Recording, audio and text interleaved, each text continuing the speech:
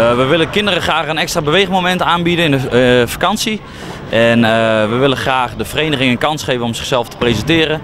En kinderen maken kennis met een nieuwe sport.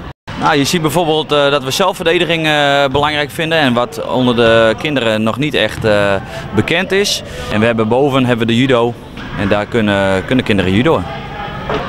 Aan begeleiding hebben we vanuit het sportteam High Five, waar de stagiairs van het CIOS, het Alpha College en Sportkunde actief zijn, hebben we ongeveer 8 mensen aanwezig. Die doen de onderdelen begeleiden, maar die zijn ook op de gang bezig met bijvoorbeeld het water drinken wat we stimuleren en de gezonde voeding. En die willen we dan ook vragen om de begeleiding op zich te nemen.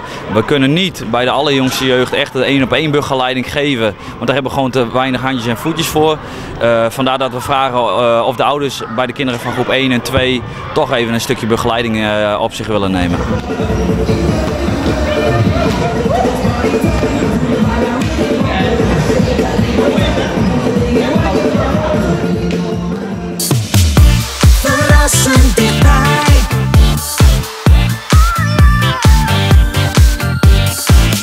RTV